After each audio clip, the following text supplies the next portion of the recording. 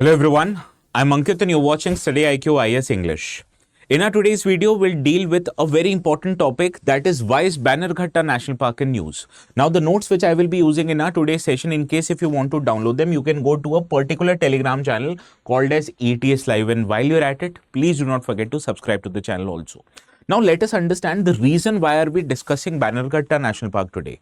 Because the Central Empowered Committee, which is a committee of experts, it has submitted its recommendation to the apex court, that is Supreme Court of India. It highlighted that the ecologically sensitive zone which was created around the Bannerghatta National Park should be restored to its original 2016 extent. Now what happened that the ESZ area, ecologically sensitive area, around the Bannerghatta National Park was considerably reduced in 2020, and the Central Empowered Committee has demanded its restoration to the original limit of 2016. Now in this regard, few of the important keywords have become important. What is a Central Empowered Committee? Then what is a ecologically sensitive zone? And most importantly, where in India is Bannerghatta National Park located? And in that region, we'll also try to understand how are ecologically sensitive zones across any protected area important for that region's ecology. Let us first start by understanding what is a Central Empowered Committee. Now we need to understand Supreme Court, or any court for that matter, has judges, and those judges are trained legally. They are expert in legal matters. So when it comes to dealing with environmental matters, now they are not naturally academically disposed to those. So what Supreme Court or any higher court does is that they create a committee of experts to deal with such matters, and this committee of experts in cases of environmental and wildlife issues is called as Central Empowered Committee. Now this committee actually gives scientific inputs, it evaluates compliances with environmental laws in India, and it also facilitates intergovernmental decisions. Now, what you need to understand, although the recommendations made by such bodies to apex court, they are advisory in nature, but they have a very high moral standing. So in most of the cases, Supreme Court do not ignore the advice given by such bodies and invariably goes in line with whatever they are suggesting, right? Similarly, what are ecologically sensitive zones? Now, ecologically sensitive zones, to make it very simple, you can understand these are buffers created around any protected area, be it a national park, be it a wildlife sanctuary, and they also have a legal sanctity. They are registered under Environmental Protection Act of 1986. Now, what is the purpose of these ecologically sensitive areas? You must be thinking, right? Now, it regulates land use change. It restricts any destructive activities, be it construction, mining, quarrying, etc. And it also allows sustainable livelihoods to go ahead in that region, provided they do not damage the environment. Now, what you need to get it out of your mind straight away, it is not a prohibitive area like a protected area. This is not a no-go area. What is this? This is a zone where economic and social activities are regulated, right? They are not prohibited, they are not absolutely permitted, they happen to be regulated, right? So this is the purpose of ecologically sensitive zones. Now let us come back to the core of our today's discussion, the Bannerghatta National Park, right? Bannerghatta National Park is located near Bangalore in Karnataka, and it is lying in the Anikal range of the region. Now this was designated as a national park back in 1974, and a portion of this national park was designated as a biological park in 2002. Now it is very known for being the first biological park in India which had a fenced forested elephant sanctuary, and it was also the first national park in India where there was the butterfly enclosure, which was inaugurated back in 2006. So this is the location and what the reasons are that Bannerghatta National Park is best known for. Similarly, the important river streams or any water body that moves through this national park becomes important, and here Suvarnamukhi river is what is flowing through Bannerghatta National Park, and it runs through the center of the park. Similarly, the vegetation which is available there is consistent with the nearby surroundings. Now this area has three types of vegetation. First is dry deciduous scrub forest, second is southern tropical dry deciduous forest. So basically you can understand dry deciduous is a majority vegetation in this area. In addition to that, southern tropical moist mix forest can also be seen, and that is why the flora of the region is consistent with it. The best known flora is sandalwood and neem, tamarind, as well as eucalyptus. So this is what the famous flora as well as vegetation of the Bannerghatta National Park is all about. And what you need to remember, the Suvarnamukhi river flows right through the center of this park. Now, other important aspect is what kind of animals are found here. Now, first of all, tiger, leopard and other predator species are found, and so are their food items like sambar deer as well as spotted deer. But the most important fauna of this region is Asian elephant, which are endangered species. Similarly, pangolins, black-naped hares, etc., they also can be found here.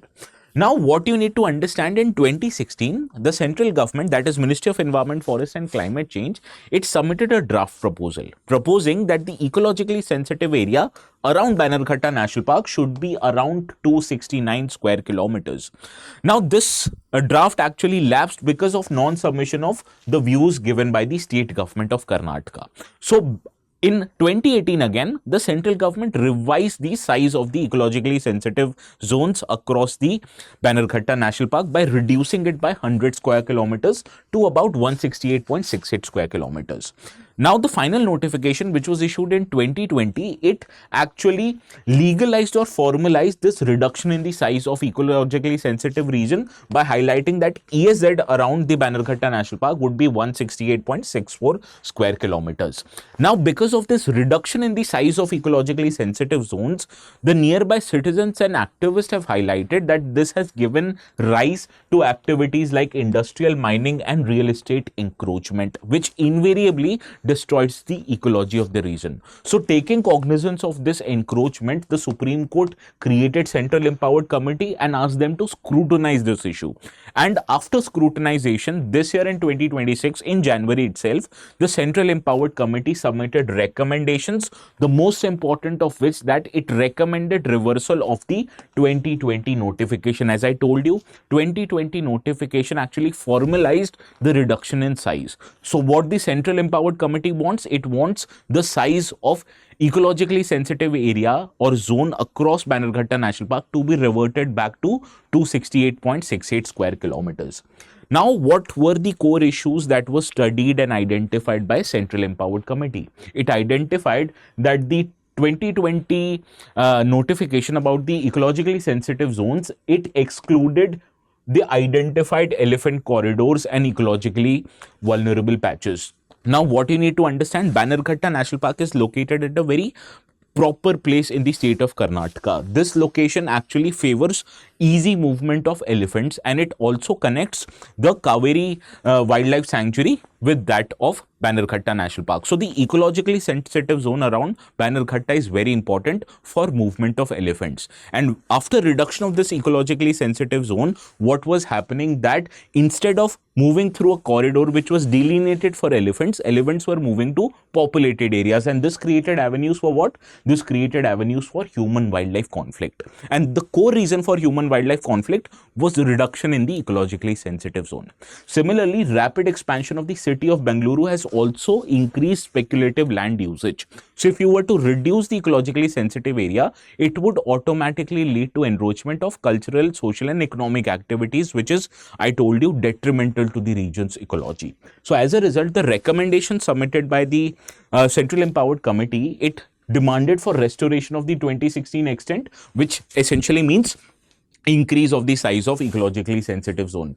Now, it allowed altercations in this ecologically sensitive regions, but only for few things. First of all, it said that if there is a development of an irreversible urban development which is dense, it shouldn't be disturbed. And afterwards, any altercation should ensure that it does not impact the wildlife corridors, it does not impact the functionality of the buffer zones, and it does not impact the ecology of the region. Similarly, it wanted to re-examine the ecologically sensitive zones width in the southern BNP villages so as to reduce the man or human-animal conflict, as I told you before in the previous slide. Also, communication with the public becomes very important, because if you designate any area as ecologically sensitive zone, most of the economic activities becomes to be regulated, and it might invariably affect the local people who depend on the forest products for their livelihood. So, they need to be educated that yes, This delineation of ecologically sensitive zone is very important, otherwise it will create irreversible environmental damage, and at the same time their opportunities for sustainable livelihood should also be ensured, right? So this is what the entire issue is all about. It deals with Bannerghatta National Park, located where? Near Bangalore in Karnataka, known for what? Known for elephants. And ecologically sensitive zones around it are very important for elephants to move around freely between the Bannerghatta National Park as well as the Kaveri Wildlife Sanctuary. Now, when you reduce the size of this ecologically sensitive zones, it obviously creates avenues for encroachment, and it also creates the possibility of human wildlife conflict. So that is why the Central Empowered Committee has wanted to restore the original size, that is of 268 square kilometers. So how do you like the quick summary? Please do let me know in the comment section, okay? And there is also a very important question that we'll deal with it. But first, let me tell you a very important announcement. The resolution batches are ongoing right now, which is the January batch, and the admissions of this would close on 17th of January. And resolution batches are best known for the pedagogy. See, all the important subjects, polity, economy, history, geography, smaller subjects like IR, internal security, disaster management, etc., everything is covered, right? So you can take admissions there. If you have any doubts relating to the pedagogy, you obviously get one-to-one mentorship, and to solve your learning, you get subscription to both prelims and mains test series.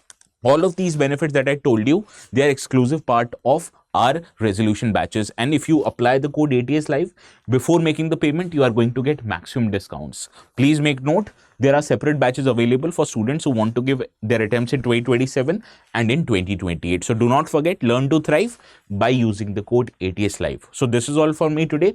This is the practice question I want you to solve. Please do let me know the correct answer in the comment section. This is modeled exactly on the question that appeared in 2017. And to download the notes, this is where you'd get them. The channel's name is called as ATS Live, and do not forget to subscribe to this Telegram channel as well. So this is all from my side. Please have a very good day, and also do not forget to comment on this video.